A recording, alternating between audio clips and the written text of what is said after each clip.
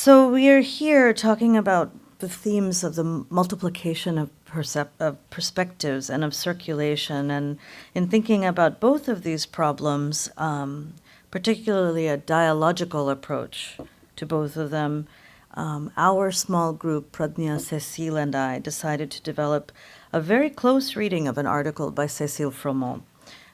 This was going to be the basis for our dialogue, so in some ways we'll bring you into our process. It's a funny way to do a public discussion.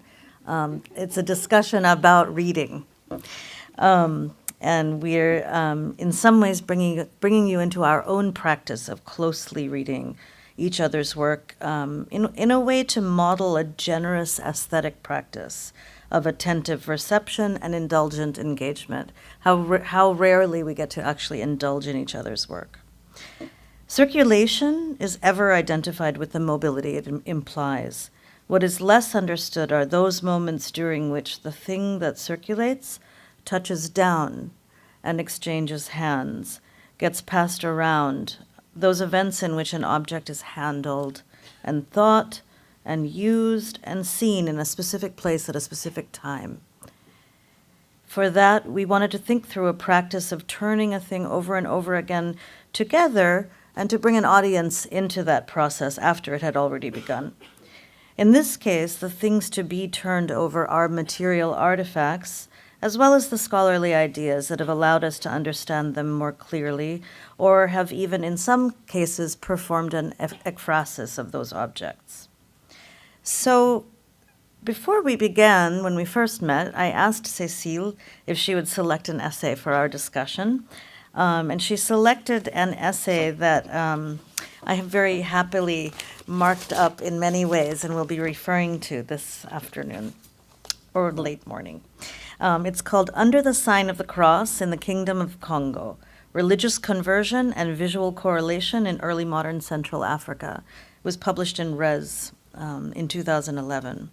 So at some point in our conversation, I'll ask Cécile why she selected this particular piece. But through our discussions of it, we also came to a piece that I co-wrote with Alishine Osman called Traversals, In and Out of the Dadaab Refugee Camps. This was published in Perspecta 2 years ago. So both of these essays in different ways move from object to object, and their authors are looking very closely at objects. I want to say of Cécile's piece that a great deal of life and love is in this article. There's a great deal of seeing and feeling the past. So some of what will come out today, hopefully, is that sensibility and feeling. It's an essay that moves through a series of careful and very attentive considerations of multiple objects. Let me see if I can bring us to the first object.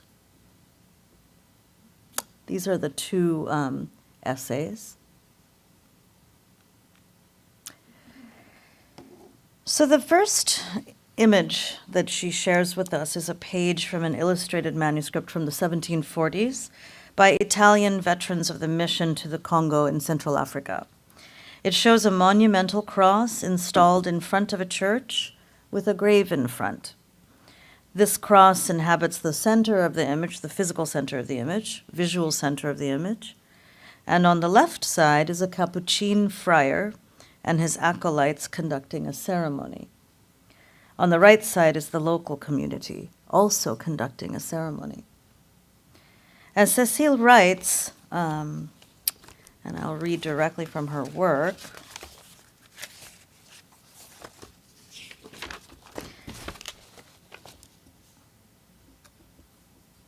So the sign of the cross is at the center of the watercolor, and at the crossroads of the several visual syntaxes and religious beliefs that permeate the image.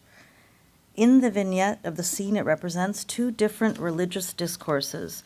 Two modes of interpretation have converged and now overlap. The monumental cross and smaller crucifixes taking part in the event serve for the Capuchin as univocal warrants of worship to the Christian God.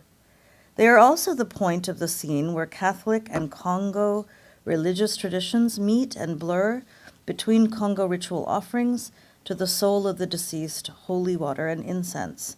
A univocal European or Congo reading of the ceremony depicted does not exhaust the religious significance of the scene, of the ritual practices it portrays, and of the objects it describes. Rather, the Capuchin sensual Christianity rendered in the theatrical staging of the ceremony, complete with music and perfume, here enters in dialogue with the devotions, Christian or otherwise, of the Congo protagonists, all happening in the shadow of the monumental cross. How should we attend to this? So I'll propose a few frames. And the first that we discussed was about instabilities of meaning. One of the first problems that I believe this essay asks us to register is that of the instability of meaning that is a condition of circulation. As objects change hands or share new spaces in social lives, the traditions within which they are understood must confront each other.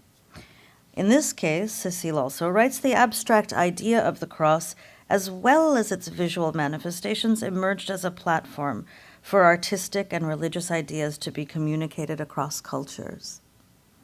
The cross is an intersection that allows travelers and hosts to co-script the Congo landscape.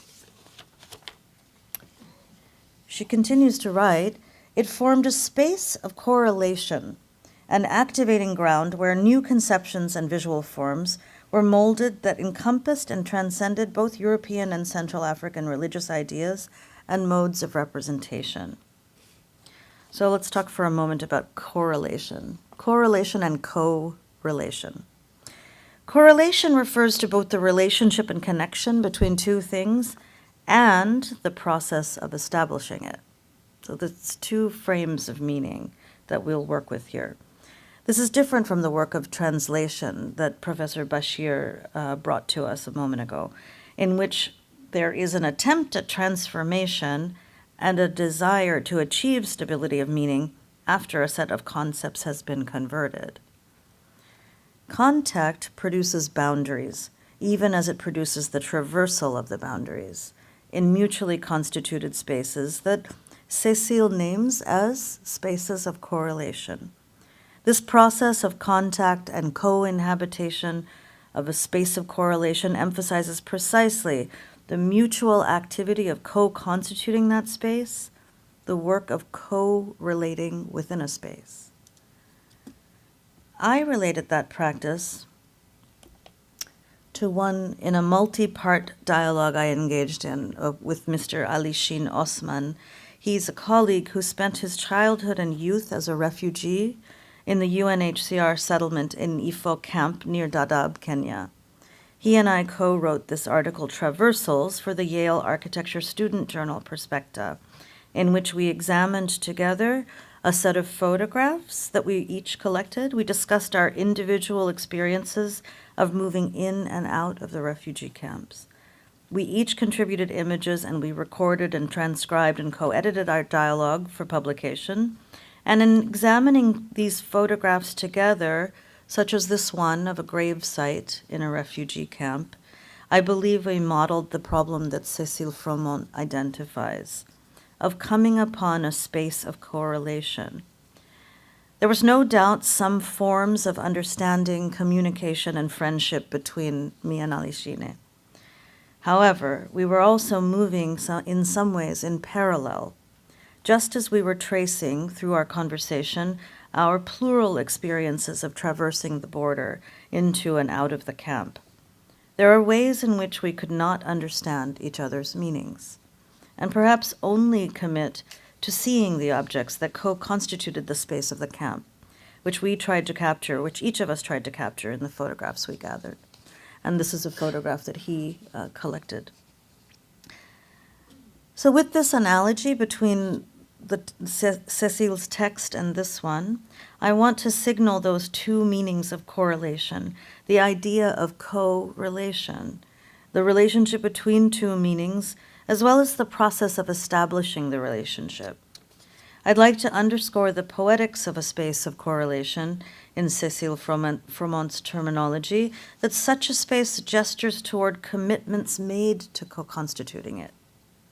These poetics may even suggest an ethics, as problematic as that concept may be, in the arenas of power represented by religious and humanitarian environments of exchange.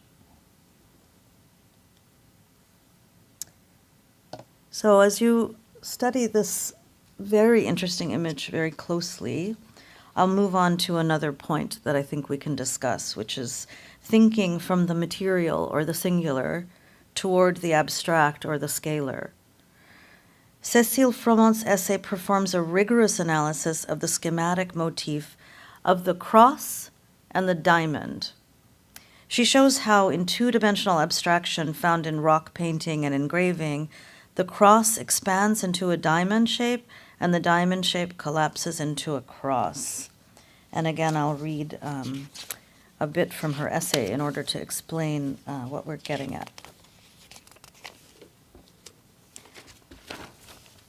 So the cruciform shape appears, she says, in rock paintings, weaving patterns, and engravings in their simplest expression as two intersecting lines, as well as in intricate geometric derivations inspired by weaving patterns. Elaborate textiles and carved ivory tusks, eagerly collected by the early modern European elite for their cabinets of curiosity, which Kader Attia has reminded us of, as well as archaeological material, illustrate the prevalent Congo visual syntax at the time of the entrance of the kingdom into European history. Across the media, design patterns articulated lines, intersections, and overlaps in varied knot-like motifs organized around a central focus point and ultimately suggesting a diamond shape. I don't know how clear this is, but if you can see right at the location of the cross, there's a diamond shape above the Jesus figure. I'll talk more about that in a moment. I wanted to read directly from her writing just so you understand the texture and density of what she's describing. She makes use of rigorous readings of the materiality and visuality of Congo Christian crosses, discussing a complex yet consistent iconography that grew at the crux between Christian and Congo religious and visual syntax. So in this Latin cross, she calls out certain figural elements. Is there a pointer? Is this? Oh, lovely. Okay. So she calls out these ancillary figures all, across the entire cross, the incised diamond shape here, and also the etched borders. So the cross is part of an extant corpus of portable, elaborately crafted objects for use by individuals or small groups, as opposed to the large symbolic crosses being used to narrate the power of the Congo crown or its legitimacy within the Christian world that you saw in the previous illustrated manuscript image. So the cross in this image displays the adoption of certain motifs from the Latin European tradition, and I'll use the work of historian of medieval art Gregory Breida to describe this a little bit. You see a loincloth bunching up on the right side of the figure. These striations imply a loincloth. The gathering and striations suggest that the cloth is only covering the loins, which is a Western medieval visual form. You see angels collecting blood from the wounds on either side, another common motif. Striations at the top here simulate an emaciated Christ. They refer to the bones of the rib cage in line with late medieval depictions of the rib cage, which explicitly make bones innumerable in following prophet Isaiah on the coming of the Messiah, who said, "When tortured and killed, his bones will be numbered." So Italian theologians, such as the Capuchin who animates Cécile Froment's text, embroidered the Passion and the Crucifixion. They looked to the Old Testament. And that's some of what's appearing in this Latin cross. Yet, as Cécile Froment notes, From the rare written sources documenting the production, we know that the crosses were fashioned from local and imported brass by Congo artists working in workshops without European supervision. There's no indication here of friars' involvement in that production. There were many European examples that were sought by local patrons in the Congo and then studied and reworked by local artists. And I'll remind you of Sean's point at the end of the last dialogue about community production of objects. In Cécile's argument, without downplaying the very real violence and disruption of the Atlantic slave trade, she says, and I quote, "To insist on the importance of shedding the misleading conception that sees European cultural assaults as the only motor of change in pre-colonial and colonial Africa." She makes the case that the new faith entered into the intellectual realm of the Congo without overarching epistemological violence or epistemic rupture between a pre-Christian past and a Christian present. As such, the material artifacts become activated very differently than we might expect, through a materiality and an authorly attentiveness by artists and designers whose work does not represent a structurally oppressive adoption of religious motifs. These are the questions I believe that Pradnya was hinting at in her discussion of Malinche. She discusses how this was threatening to the clerics, that the fluidity between Christian and non-Christian symbols and ideas provided evidence for them of idolatry.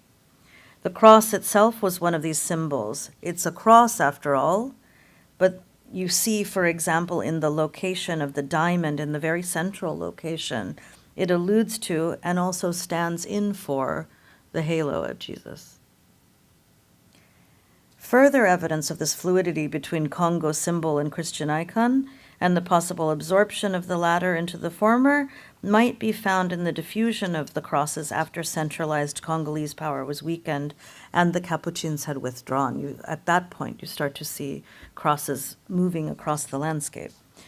Cécile reads this in the finding of a local style of cross that emerged in the province of Mbata in the 17th and 18th centuries, through a rigorous stylistic analysis of a cross that was excavated in the 20th century, which resembled those used in the 1650s during the initial period of Capuchin presence in the Congo. She finds the possibility of the cross effectively evolving on its own, without the direction of Christian or Congo leaders. This suggests that there might have been multiple instances of autonomous development of objects that express, in her words, new Congo Christian thought. This suggests that a cross, whose analysis began in the material, has ended with a gesture to the abstract, to the scalar. It has scaled up. Rooted in situated practices of making, the crosses also enable us to think about a larger scale of activity, a great territory of a blended Congo Christian life world. I'd like to underscore that these autonomous, perhaps anarchic orientations toward the social life of material objects points to another thing we might learn from the problem of circulation, as a condition that frames human interactions and meetings in the past and the present. Circulation leaves us with an epistemological opening, and some of that will be what we talk about today. I'd like to leave us with this thought of the epistemological opening, the question of how evidence and artifacts actually work to create forms of knowledge, and also to think on religion against the backdrop of the secular modern, what Pradnya has pointed to for us in the landscape, with the tomb as landscape. And with that, I'll pass this on to Cécile.